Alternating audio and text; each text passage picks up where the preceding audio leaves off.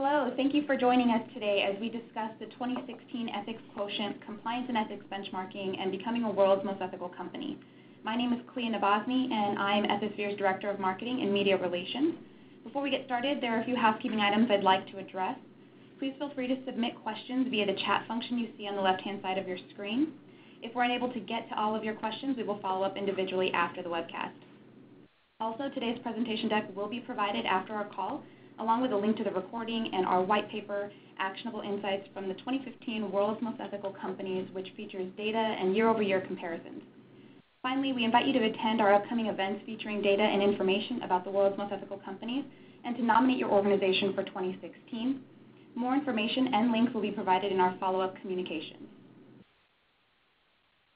Without further ado, I'd like to introduce Tia Smallwood, Ethisphere's Chief Marketing and Strategy Officer, who will take us through today's presentation. Thanks, Clea, and good morning or good afternoon, everybody. The first thing I'd like to say is that we're sorry that Tim Erblich won't be able to join us today. Tim had an unscheduled emergency that he had to attend to, and he does send his regrets to everyone. So I'll be doing my best to substitute for him as we go through this morning's presentation. So today we're going to be covering the agenda that you see on the screen. This webcast will be particularly helpful for those of you who might know of Ethisphere but not know a lot about Ethisphere and what it is that we do and why we do it. And what we're really trying to do today is to talk to you a little bit about what the Ethics Quotient survey is and what the world's most ethical company process is and what's the value in participating in it. I'm going to be joined today by two really terrific speakers. First of all, I'm sitting here with Michael Byrne, who's our Executive Vice President and General Counsel.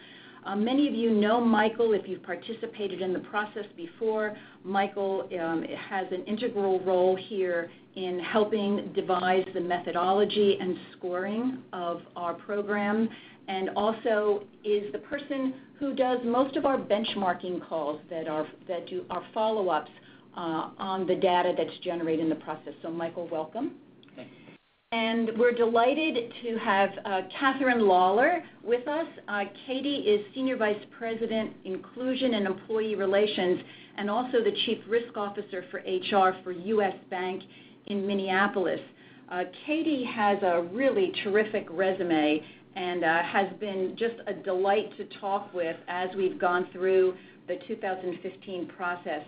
Katie has a pretty rich portfolio that she's responsible for, and as you all know, there are innumerable challenges being in this role in a highly regulated business like financial services. So Katie, welcome aboard. Thank you. So we're going to be hearing from Katie in a little while, but right now I'd like to just dive right in, and let's start by talking a little bit about who is Ethisphere. Maybe it's what is Ethisphere is the correct terminology. So we have, just like every organization, we have a pretty big mission statement. And our mission statement is to improve corporate behavior in a way that positively impacts the world. And we say it that way because if corporations can impact the world, we believe that that's a pretty significant element in change. And because there's such a complex set of rules and regulations all around the world, there really isn't one global set of laws, so to speak. Yet multinational corporations really do have global footprints. And so what goes on in corporate life really has an impact on and just about every aspect of culture. So very specifically, what we're empowered to do is to define corporate ethical standards, then measure organizations against those standards and recognize those that excel. So let's talk about that in a little bit more detail. If you take those three elements and you really kind of go a little bit deeper, let's just talk about the first of those, what you might call buckets of activity. And this is the bucket that we're going to be talking about today, and that's defining and measuring ethical standards, and then more importantly than that actually is enabling decision-making with the data that results from that. So the way that we actually do this is, at its heart, the Ethics Quotient Survey, which is I don't know, about 125, Mike, or so questions, 140 questions that we've developed over the 10-year history of Ethisphere that capture data about corporate behavior in a number of ways that Mike will talk about. And from that, we generate an analytical scorecard that has the results of that particular company's survey. And then we have optional services that we provide in addition to that. That includes benchmarking and maybe employee integrity and culture assessments. More importantly is that by participating in the Ethics Quotient survey, folks like you really have an opportunity to get a more robust and enriched view of what your program roadmap might be, because you're actually comparing yourself against companies that participate in this process and that are eventually honored as world's most ethical companies. So it's a little bit different than other kinds of surveys where you might find yourself in the same pool as higher education institutions or perhaps smaller companies, maybe 200 employees, 300 employees. In this case, you're being compared to some of the largest and a nice mix of regulated and not so regulated companies, so you'll be able to get a more of an apples-to-apples comparison of what's going on with your own programs and practices. The second thing we do is we recognize excellence. We have a number of ways of doing this. World's Most Ethical Companies is one way, and we're going to talk today about the connection between the Ethics Quotient Survey and World's Most Ethical. So we'll do that in a second. And we believe that it's important to recognize the companies that do well. We all know about the companies who don't do so well because we read about them, but we believe that by having this recognition program and choosing companies based on a set of objective measures is really beneficial to all organizations. And then third, we try to inspire companies to advance, and we do this in a number of ways. Many of you know our magazine, and there are a couple of pictures of some recent covers at the bottom. But we have a number of communities and roundtables and executive forums where compliance, ethics, legal, risk management folks can get together and in safe environments talk about the challenges they face and basically network and help one another. Our global ethics summits, which we run on four continents, really help to bring people together that have very culturally different kinds of challenges that they face. And many of them are at companies that are based in the U.S., with corporate headquarters in the U.S., yet the problems and the solutions that they have to address are really quite different. So we have a pretty rich portfolio of services that we provide. In the measurement area, there are four particular things that we do, and actually two of them are based on the Ethics Quotient.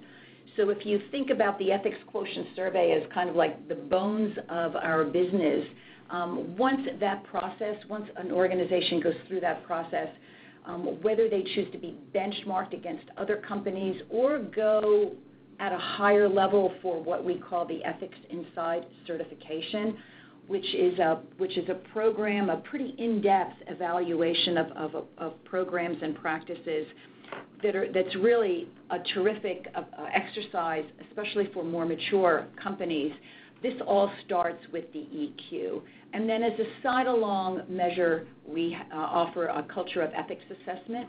And this also, many of you do culture of ethics assessments, and we can talk about that. That's for another day. But all of these data-driven products really help to have you move your business forward. And finally, just a little bit of background about the EQ and the World's Most Ethical process.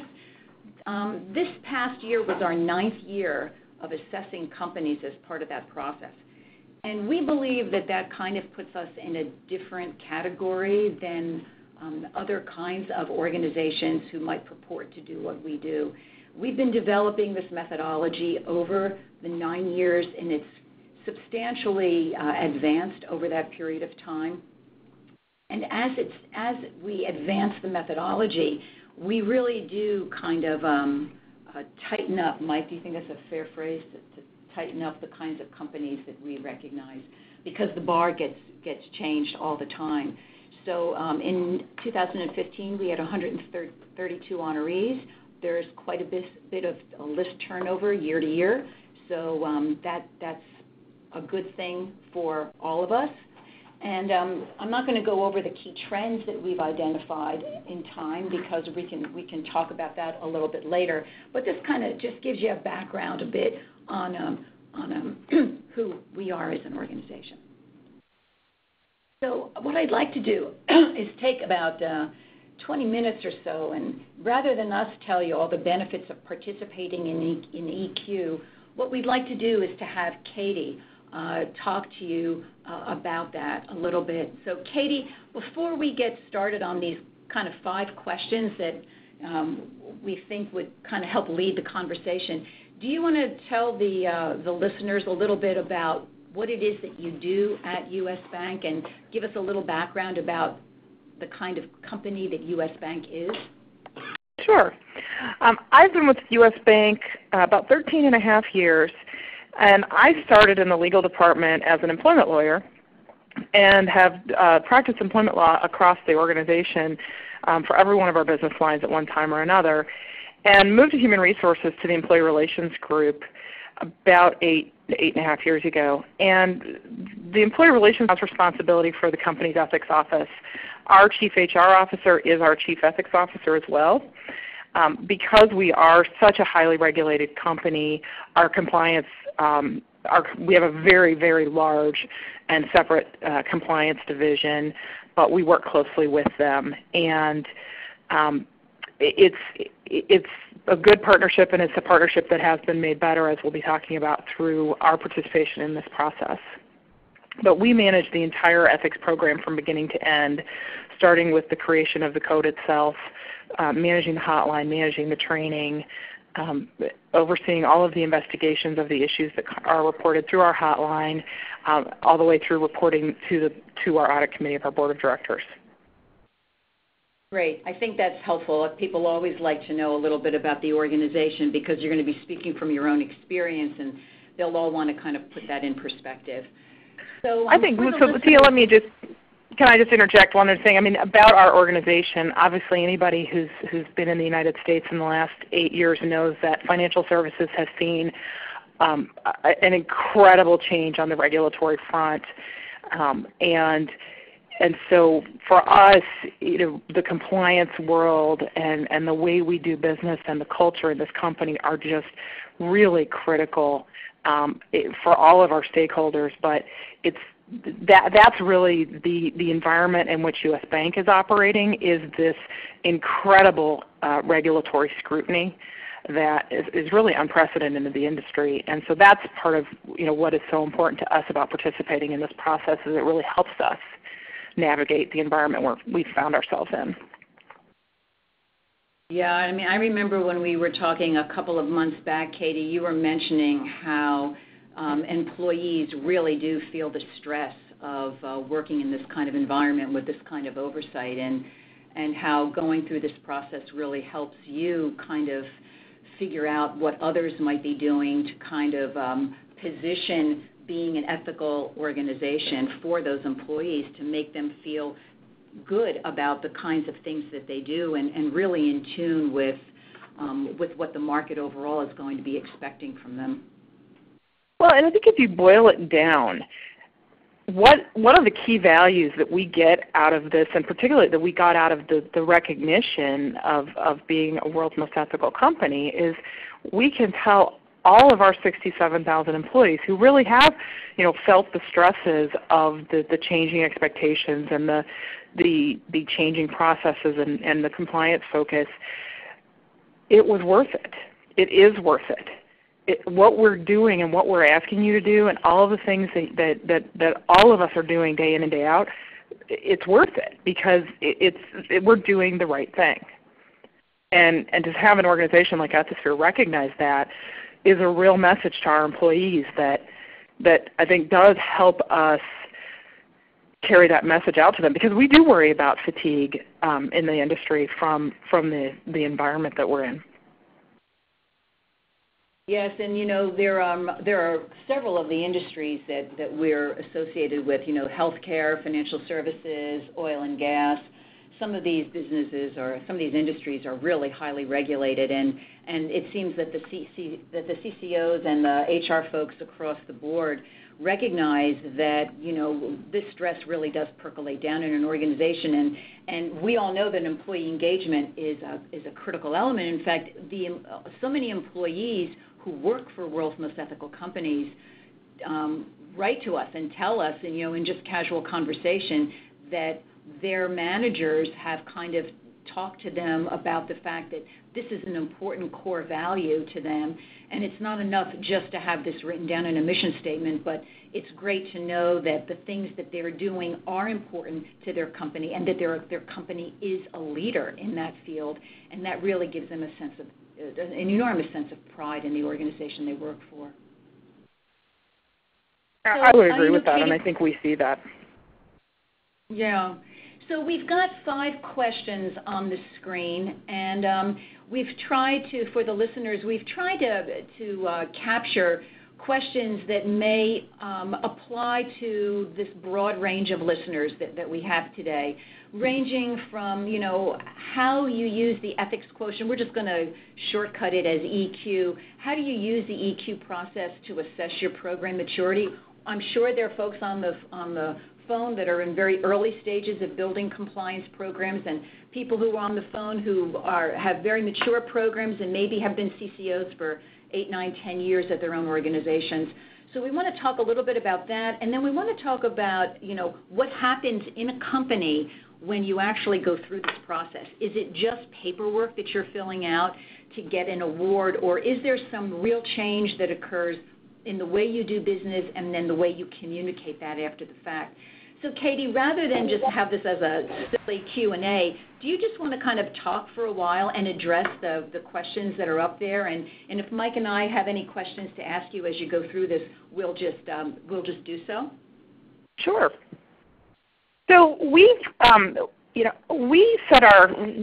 became aware of this a few years ago. Our chief compliance officer at the time suggested to me that this might be something that we should look at participating in, and I'm slightly nerdy, and I love doing these sorts of surveys and assessments because the first thing is I learn from them. I personally used to fill these surveys out until about a year and a half ago.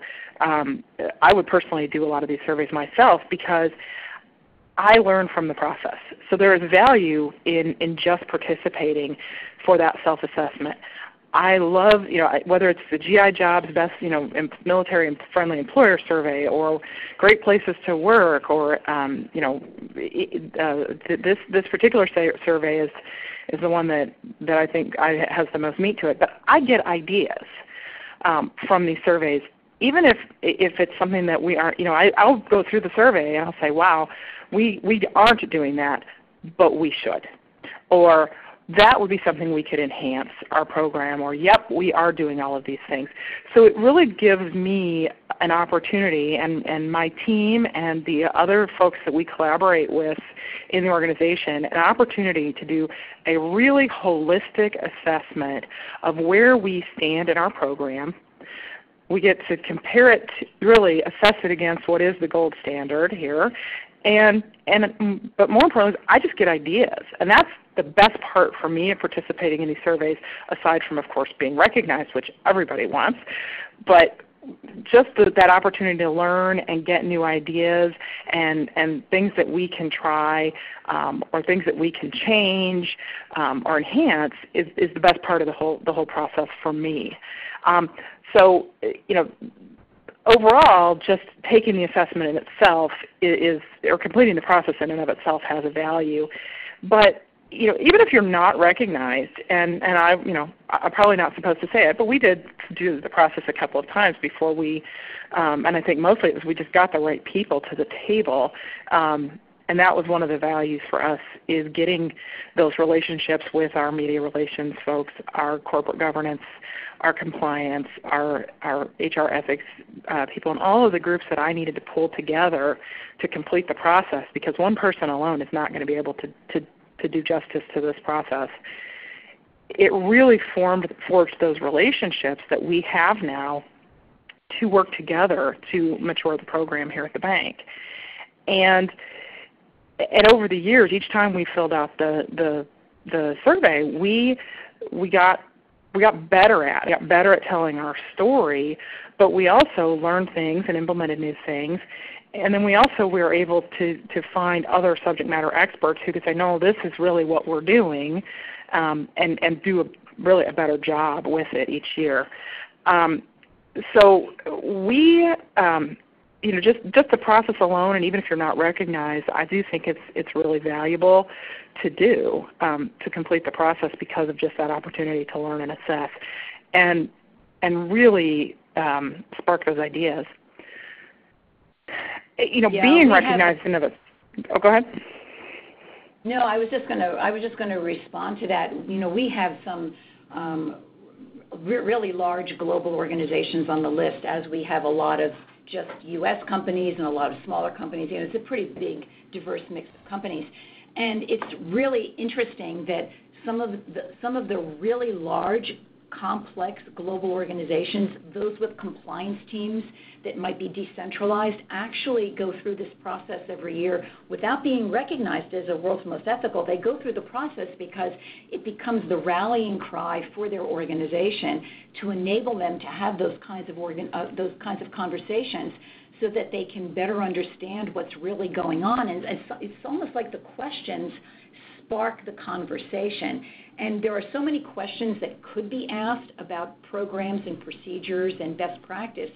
We often find that people just don't know where to start. And so it's the process itself that seems to bring value, and in many cases really is the focus point. So the things that you said about your own organization, we've heard over and over again from just about all of the substantial-sized organizations that we talk with. It's really easy in these companies the size of ours and as diverse as our operations are, you end up in silos. And so this does break down those silos by having people work across their functions on this assessment. And there's incredible value in that. We've developed a great relationship with the compliance policy group, who are doing a lot of work around culture, as are we. And so we've found great synergies together. And it was the act of doing the filling out the assessment last year is what brought these two groups together in the way that they are now. Yes, as we learn more about the different kinds of programs that people do, and we found that HR is often brought into the mix for like culture assessments. And there are several questions in the survey, Mike, and you can talk about it later, or people will read about it in the white paper that we're going to send. But it's really astonishing that in the culture assessments, compliance absolutely must deal with multiple other departments in order to get the right kinds of questions reflected in those surveys. Otherwise, it's really an incomplete view of what's going on in simple areas like non-retaliation policies, and more complex areas on, as an example, if employees even feel comfortable reporting folks, or even if they know what's going on in the compliance function. So when I look at it a little differently, I would say compliance and ethics is not a really operational function at a lot of companies. It's in an advisory capacity. And there are operations, but it needs to be working with other more operational functions. Somebody sitting in their office coming up with what they think the risks are that face the company is very different from sitting down and talking with people who are actually out in the field saying, hey, you know what, to get that worker's permit, they're asking for money, right? That's very different than somebody saying, oh, I wonder if we're being asked to pay money to get this permit. I mean, And so we actually, I've gotten feedback from people on the survey that they say, well, I'm going to have to go talk to other people at the company. I just don't know a lot of this. And that's kind of our point, is you should be going and talking to other people in the company. And then a lot of times when we have conversations with companies that have participated in the process, on the back end, it's really interesting for me because I'll have people on the phone from that don't know each other that well from different parts of the organization disagreeing about what the company's doing. Why did you put this? We're doing this. You should have asked me. And so they sort it out. And it's interesting for us to see that we really are facilitating people talking to each other that should be talking to each other. And sometimes the compliance function realizes that something is not going on that they think is going on, or maybe the company is doing a really good job at something, but they don't realize it. And so whenever we can see different functions communicate more effectively, that's really satisfying for us. Well, it's interesting you say that because my one of my hats is that I'm the Chief Risk Officer for Human Resources, and each of our business divisions has its own Chief Risk Officer who have a dotted line to our enterprise-wide Chief Risk Officer, and we do a lot of collaborative work together in this structure for just that reason, is that the risk and compliance professionals and the ethics team, we need to know what's really going on. And getting those people together, it's one thing for someone in compliance to write an aspirational policy or procedure, but knowing what's really going on in the organization, you have to get outside of that academic kind of thought, and the same thing with the ethics group of, okay, well, how is this being operationalized in the organization, and what do we need to do? And so going through this process and pulling all those people together really does help you get deeper. Yeah, we certainly agree with that. So Katie, are there other comments that you'd like to make about this before we move on? I think you've covered most of the questions that we pulled together. I think the one is how we've used the recognition itself. It's really interesting in our industry right now because all of our stakeholders are interested in culture. Our employees are interested in it, our executives are interested in it, but our regulators in particular are very interested in culture. And it just so happens that we got the notice from you all on Super Bowl Sunday, because I remember it was halftime and I checked my email and I let out a little whoop of joy in my kitchen. And the next day there was the cover story on the Wall Street Journal was about how the regulators are trying to assess culture as the banks are struggling to define it, I think was the headline. What perfect timing. So for us, culture is really an intense focus, and it's that culture of compliance, that culture of ethics, and ultimately one of our core values at U.S. Bank is probably our key, we list it first for a reason, is we do the right thing. And so being able to marry all of these things together is really important, and to be able to show that an organization like Ethisphere has recognized U.S. Bank as a company that really does walk the walk is something that is important for our regulators. But what we've also learned is that governance is also a key competitive advantage with especially large institutional customers. And so this is really something for us that is something we can take out to our customers, to our regulators, but it also instills in our employees a sense of pride, as we talked about earlier, a sense of, all the hard work is really worth it, but it also helps reinforce the culture that we feel like we already have, because we can go out to our employees and say, look, we mean it. This is important to us. Preserving this recognition is important to us. If you see something, say something, speak up, because this company is going to do the right thing. So being able to use that recognition, of course, is really important in a whole host of arenas for us, just given the nature of our business and many of the other companies who are in heavily regulated worlds as well. It's really valuable. Yes, I don't think that anybody is under the delusion that by participating in EQ or WME, it offers a free pass in any way when it comes to doing anything in the compliance area, whether it's on the regulatory side all the way to the super discretionary side. But what I think it does do, and you articulated this well, what it does do is it does elevate that conversation, and it does let people know that you're really serious about your programs and your policies, that you're willing to measure them and that you're willing to continue on the path to improvement. And I think that, regardless of what happens in the regulatory area, whatever, this speaks to a company's intent and intention, and is really noteworthy and something that will definitely improve everybody's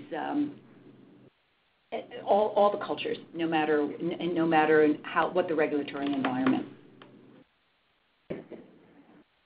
Katie, thanks so much. We really appreciate your help. It's a lot easier to listen to somebody who has gone through the process than having Mike and I prattle on and giving you all the reasons why it's good. So thank you so much.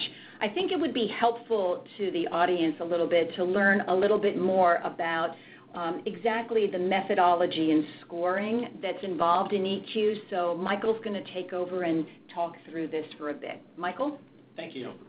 So getting a little more specific rather than hypothetically how this is helpful, this is the 10th year that we'll be doing this process. We have a survey, and we'll dive into this a little more as I walk through this presentation, but we have a methodology panel. It's not just people at Ethisphere using our own expertise to put the survey together. We certainly use our own expertise. We have a methodology advisory panel. It's evolved and changed over the last 10 years, but the whole process started with a survey 9 or 10 years ago, and that was put together with people with expertise at that time. Over the years, it evolved as practices changed. As you can imagine, over the last 10 years, what was a really, really, really robust program 10 years ago, the world really has changed. A lot of companies have increased their focus substantially on this. Last year, we really took a hard look at the survey, and as I said, we'll get into it in a little more detail in a couple minutes, but we rely on this methodology panel for their expertise. I want to be clear, this panel does not help review submissions or make selections. They help create the methodology that we're going to use to review companies. And if we could advance the slide. The Ethics Quotient survey is made up of 5 components. 10% of it is leadership innovation. 35% of it is your compliance and ethics program. 20% of it is your culture. And 15% of it is your CSR and sustainability. And let me drill down on what we're looking at a little more. The process begins with a survey. We send a survey out, and every company completes the same survey. We then generate automated scores. This survey is broken down into the categories that I just discussed, and you can see a copy of the survey on September 2nd on our website to look at more details.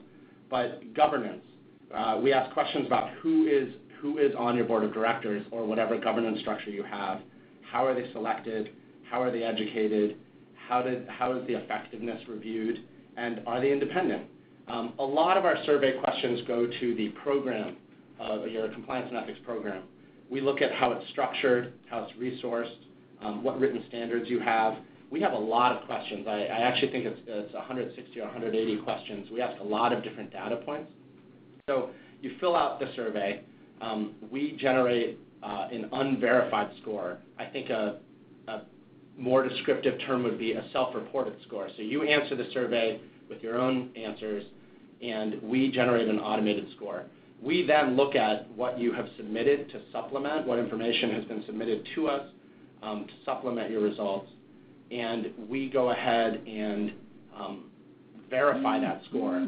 Now, let me be clear. We think that this process has to be as objective as possible. That said, there's some subjectivity in it. If you say that you're doing something, we want to see how well you're doing something. It wouldn't be a very accurate result if we let everybody just self-identify what they're doing and went from there. So we also look at independent sources. So we look at any explanation that's provided to us, but we also go to third-party research to see if there have been any reputational challenges or issues, legal issues, any reason that your reputation really would something we should take into consideration before you're being put onto a world's most ethical list. We then adjust the scores as they're verified, and we compare that final score based on risk profile and resources, which generally breaks down by industry, sector, geographic, and what type of company you are. And based on that comparison, we put our list together. So, Mike, let me just ask you a question. If this is the process to become a world's most ethical company, but if somebody is in early stages and they basically just want to get to the EQ, they basically stop at number 1 on the screen here. They basically do the survey and they don't submit the documentation, and that allows them to, they don't have to do any supporting documentation, and that delivers them a score that they can then compare against the folks who eventually won. Is that a possibility? That is a possibility. I want to back up and be very clear that a focus of mine and other people here for the last 2 years has really been bolstering the value of this for companies that are not on the list, right? My background is I was a commercial litigator at a law firm, and then I managed litigation and also a compliance program at an international, a U.S.-based, publicly traded, but internationally operating company. To me, it's great if a company gets put on our list. It's much more important and satisfying to me personally to be able to actually help companies that participate. And so we gather a tremendous amount of information through the EQ questionnaire, and we sit down with companies, and we make that information available in a lot of different ways. We have webcasts where we will walk through and talk about what we're seeing. We'll get on the phone with people and actually specifically say, this is what we're seeing companies do. So we've really, really, really worked on making this not about getting put on a list or not, because to me, the benefits of participating if you get put on this list are obvious. I really think, and based on a lot of feedback we've gotten, companies benefit from it, whether they're on the list or not. And I think, and I think Katie really touched on it. So it's beneficial to sit down and talk about. Actually, let me I'm going to stick with the format of the presentation, and we're going to get to what I was about to talk to. Getting back to the survey, we have some simple questions up on the screen, and we're going to send this PowerPoint to you. But we really are looking for. The survey is based on the U.S. sentencing guidelines, and then it was updated to reflect the Department of Justice and SEC guidance on Foreign Corrupt Practices Act, the keys to an effective compliance program. Generally speaking, we look at how you're assessing your risks, what program you're putting in place to mitigate those risks, and then how you're auditing that program. And so I'm not going to run through each of these questions. We ask a lot of different questions. Not all of them are as relevant to every type of organization. That's why we ask so many different kinds of questions, because we get so many different data points that I think we really get a good picture of what every company is doing. So going back to how does this help you if you're not on the list? The first thing I think that it's really helpful with is it helps you assess your company internally. You're sitting down and thinking about these things. You're going to sit down and look at our survey, and a lot of it is going to trigger something for you and say, oh, that's a good idea. Some of it you may say, oh, I thought of that. That doesn't make sense for our company. But again, we have a lot of different questions. So I've talked to a lot of people who participate in this process that say, like Katie did, just sitting down and having this conversation was really helpful. I'll get on the phone with people and they will say, I hadn't thought of this, or I thought of this, I think it's a really good idea. And then they can also, then you compare your results against other companies. So we sit down and it's not just what you've learned by gathering your own information and reading our survey, but also we provide you with data. And I think this data is helpful in various ways. One that a lot of people don't think about is I've talked to people who use the data to substantiate to somebody else something they already think, right? They think that they should get a promotion and be a chief compliance officer. Well, we have data to take to the CEO or the general counsel and say, this is 90% of companies on the world's most ethical company list have someone with this title. We give you data that you can use to either come up with new ideas or to really get the resources or to allocate your resources effectively. And that gets me to the third point on this slide, which is you can make more informed decisions about your resources. The reality is most companies, if not all companies, don't have unlimited resources to spend on this. And seeing what your peer companies are doing and what other companies are doing and being able to judge yourself against people who are really doing a great job, that allows you to really dedicate your resources. I spoke to someone a couple weeks ago who said, I had 50 things that we were going to do. I sat down with the board, and the board said, great, we're going to put together a 10-year plan with you. Well, how do you decide what to do first, right? And certainly I wouldn't say Ethisphere is the only source they're going to look at to figure out what their top risk is, but I think it's very helpful to be able to benchmark yourself against other companies and what they're doing when you prioritize. So this slide drills down into what we've been talking about just a little more. It's a self-assessment, right? You sit down and going through the process, you learn about yourself. And then then you get to compare yourself to other companies. And then if you are on the list, you get recognition. And I want to really stress the first two of these. I really think no matter where you are in your company's maturity level of a compliance program, it's good to understand where you're at. It's good to see what other companies are doing. And it's a journey, I think, really, as your company matures. So we gather a ton of data as we go through this process each year, and we've been doing it, like I said, this will be our 10th year. So we have a white paper that we've put together with key insights from last year's process, and we are going to be making that available, I think, today after this webcast. And so I think just flipping through that, we can say whatever we want to say, right? I think what Katie had to say is incredibly informative, but go look at the data and go look at if we're gathering. We ask questions not only that we want the answers to, but we think you want the answers to it. You want to know what other companies are doing. You want to figure out what you're doing, and then you also want to be able to compare yourself to other companies. Thanks, Michael. We've got a few questions here that we want to answer because they're kind of relevant to this whole area. Clea, do you want to tell us what some of those are? Sure. So going back to Ethisphere's mission, improving corporate behavior, how does Ethisphere feel about nonprofits who apply for the WME honor, and how important is diversity among the honorees? Sure. Well, we have all kinds of companies apply through the process, and at the end of the day, going back to how the process works, we compare you to similar types of companies. So it's not as simple to us, though, as saying nonprofit or for-profit, because there's lots of different kinds of nonprofits. Nonprofit is tax definition, and so we will actually look at what kind of company it is. We will compare nonprofits to nonprofits, but we look at the industry and the risk profile and the resources. And then what was the second? So we think it equals out in the wash, that we're not going to compare a nonprofit to a giant, a local regional nonprofit to a huge multinational corporation. Okay. The other question was about diversity and among the honorees.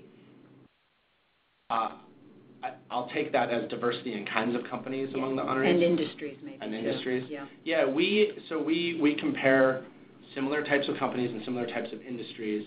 We do not have a requirement per industry that a company that someone from that industry is going to make it. So while it's a comparative exercise, you can look on the list and see that there are some industries that have had enough challenges that there's no companies that are meeting our criteria. So while it's a comparative exercise, we also make a judgment call as to if everybody within a industry or type of company is not really meeting the standards that we're setting, then nobody from that industry would be on the list.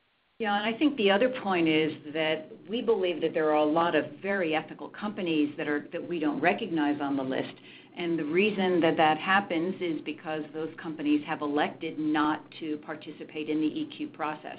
So we don't survey the 20,000 companies that exist in the world above a certain revenue level or of a certain profile, whatever, and decide on who of that entire universe is the most ethical. We're making the determination based on the companies that have gone through the process. Are there other questions? I know there was one question about if there's a relationship to the between World's Most Ethical Companies and financial performance. Yes, somebody asked specifically about the performance index that we release every year. Right. So we used to in the past compare the World's Most Ethical Companies to the S&P stock index. We don't do that anymore. This year we actually, and that's not because the companies didn't perform well, it's because we really have a set of, if you just look at the public companies on the list, they really are represented in multiple stock markets globally. So rather than just compare them to the S&P, we used an outside firm and we've compared them to the MSCI index. And that is actually on the Ethisphere website. If you go to ethisphere.com and you click on World's Most Ethical, the World's Most Ethical page, you can see that there is what we call the WME index versus the MSCI, and this is the all-country weighted index. So we're basically comparing the public companies that are WMEs in every year, 2007 through 2015, to the MSCI weighted index. And you can see that there is a gap in performance and that the WME public companies outperform. And the organization Ross Applied Investment Strategy that did this analysis basically determined that they've been unable to assign this gap to anything other than the fact that there was excellent leadership at these companies and that leadership was resulted in not just great operational performance, but also great ethical performance. So that is public and that is on the website. Shall we move forward? Okay, so let's talk about how you participate in all of this. So as I just mentioned, you have to nominate your company. So, before we do that, I just wanted to ask you if you could please let us know how you heard about this webcast. If you could just click one of those choices and let us know. We're curious to see how folks heard about this webcast today. So while you're doing that, I'll just continue talking, and we'll wait a few seconds to give everybody a chance to make their selection. So as I mentioned a couple of seconds ago, you have to nominate your company in order for us to know that you're interested in the process. And in a second, we're going to show you that slide. And that enables us to send you a customized URL, which is for your individual company. So the survey is the same, but you have a custom URL. And you can download the entire survey and, copy that and send it around to whatever team is going to participate with you in completing it. You'll have to do that. And then you need to gather the documentation that supports your submission. Everybody's documentation is a little bit different depending on the way you answer the questions. And, of course, we're here to answer questions that you may have as you go through the process. And then the deadline this year is December 1st. That's a hard deadline. And everything needs to be submitted along with the submission fee. And we have two fees with very simple fee structure. If the corporate revenue is less than $500 million US dollars, the fee is $1,000. And if it's $500 million or more, the fee is $1,500. You will receive instructions on payment along with the other information. And then you basically are done. So December 1, everything comes to us. Michael and the entire scoring team then begins the process. So the timeline is September 1st, September 2nd. You'll get that URL. That's next week. The applications are here December 1. On February 1, we let everybody know if you've been honored as an honoree or if you have not been honored as an honoree. In any case, you've completed the EQ. So let's just talk about what happens for honorees. Around February 15th, the marketing team here will start contacting honorees about media activities that generally will be pretty extensive during the announcement phase. And then we'll also be answering all of your questions about, materials that you need to communicate internally and externally, et cetera. And then the week of March 7th is when the big galas occur. Monday of that week, we're going to do it again a little bit differently this year. We find that we need more time for the media. So on Monday, we're going to publicly announce the list of the honorees. Those who have applied but who are not honored, we never give that information publicly. We don't talk about the number of companies that have applied. We don't give the names or the industries of companies that apply. That is really counterproductive to what we're trying to do here, which is to improve corporate behavior and encourage organizational conversation. So Tuesday, we're going to be having a CEO forum in New York City in conjunction with the Global Ethics Summit. You'll learn more about that in the next few months. And that evening, that Tuesday evening, we have our gala dinner in New York, which is always a tremendous celebratory activity, especially this year because it'll be our 10th anniversary. And then Wednesday and Thursday, we have the Global Ethics Summit.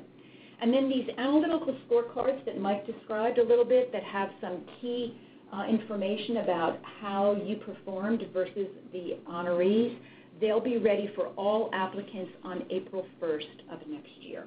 Now, if you apply after December 1, you will still be part of the Ethics Quotient process, and you'll still get an analytical scorecard, but the timing of this will be a little bit off potentially, and you will not be able to be considered for the world's most ethical. So finally, there are just a couple of additional webcasts that we're offering in the next couple of weeks that might be of interest to you all. The registration links will be live when we send you this deck today or tomorrow. Next week, we have one that is the part 4 of our 4-part series on sharing some of the insights that we've learned from the 2015 questionnaire. And Michael and Doug Allen, our managing director, who is one of our data specialists here, will be giving that webcast. Our guest speaker there will be Catherine Kelton, VP Compliance at Aramark. Please don't miss that. That'll really be tremendously, I think, beneficial if you're considering applying. On September 9th at 2 p.m. Eastern, we'll be talking with Gregory Vamos, who's the manager of Office of Legal Compliance at Microsoft. And he's going to be talking a little bit about how world's most ethical companies kind of use that designation to further their programs internally as well as externally. And then on September 17th, if you have colleagues who've been unable to attend today's webcast, but they'd like to listen to it live rather than recorded, we're going to do a repeat of the webcast today, and we'll be joined by Michael Joffrey, who's the CCO at Voya, and we have a registration link there. I think that's all the questions that we have. Terrific. So we will be sending the slide deck that we used today, a link to the recording, and the white paper that summarizes the results from the 2015 data set to everybody probably tomorrow. And if you have any questions in the meantime, you can reach us, you can call us, and we'll have our contact information on that email. So we especially want to thank Katie Lawler from U.S. Bank for making the time in her incredibly busy schedule today. We'd like to thank all of you on the phone. We hope that you'll move forward with this, and we thank you and wish you a great summer day. Thank you.